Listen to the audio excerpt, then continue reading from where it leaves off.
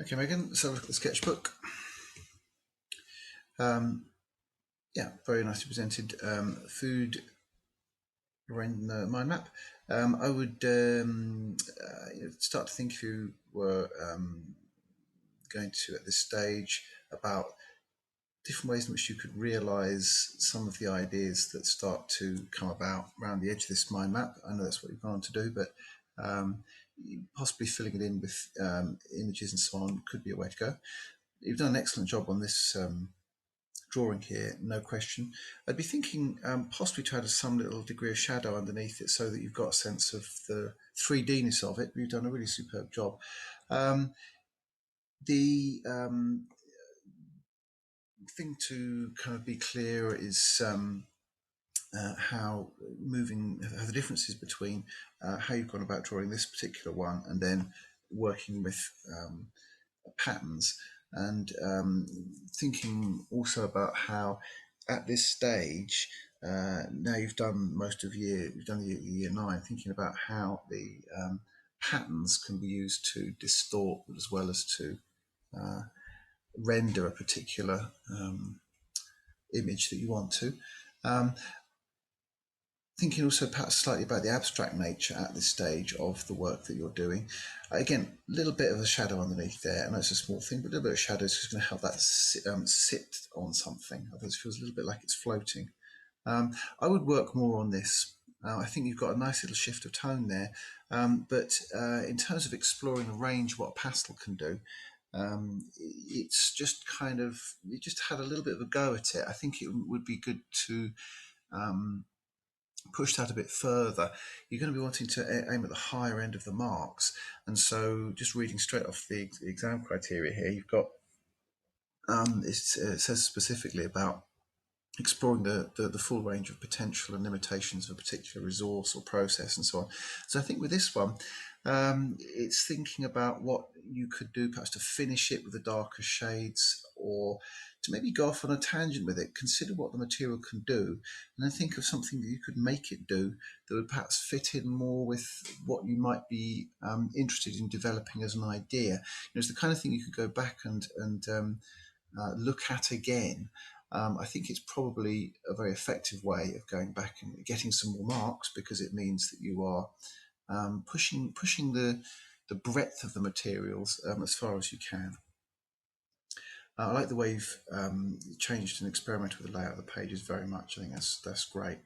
The way you've pieced these things together, also, yeah, very much so.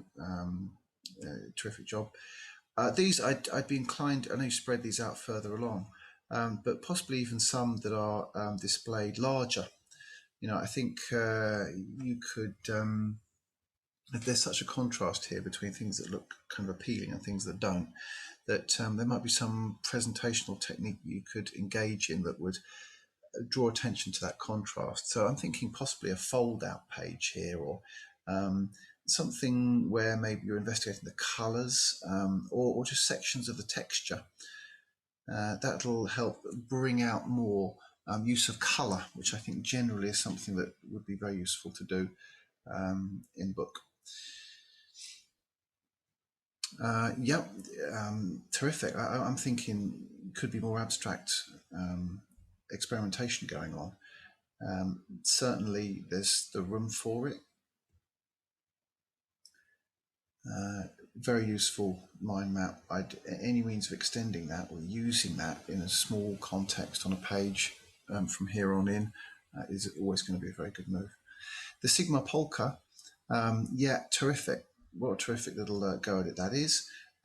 Maybe own version. You've covered the sort of what I've asked you to cover, but if you're going to be getting the high end marks, I think any opportunity where you can take the ingredients of one or even two artists' work and remix them and re-envisage them would be useful. And it'd be good to see you do that in colour with a traditional wet medium. And maybe some kind of mix of polka would be the way to go. So we've got Victoria Reynolds very early on, and that's interesting. It could be a time to take more photographs, perhaps. The Keith Arnott producing something in another medium, maybe it's time to introduce colour, where you're doing your own version of something that's kind of looks inviting, but is also quite repellent at the same time. Maybe there's something you could think of that would be an interpretation of that. Stephen Charnabrook, you kind of embrace and get really stuck into. This whole sequence is a really interesting, well thought out, with a bit of Gerhard Richter thrown in, mix of things that it really does show some development. I think you're really on a roll with these.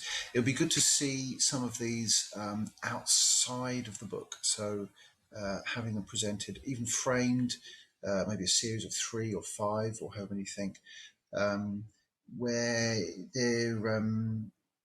there's some presentation involved. You might like possibly someone called Albert Ohlen, Oehlen, who works with collage, sometimes very minimal, but also sometimes with traditional media incorporated into them. But you've got a really, really good range. You've really been persistent with that, and you've been very, had a personal response, and quite a perceptive grasp of all the ideas and issues around the particular way of working. And then you venture onto this work with Michael Landy. Really encouraged that you find your own people and look into them. And again, you start on an extended examination as your yet to be printed etching plate, a really extended look at a number of artists, and you mix them together. It would be good, again, to see, as you've done with this, outcomes where you actually then go on to produce a print or then go to produce some other outcome.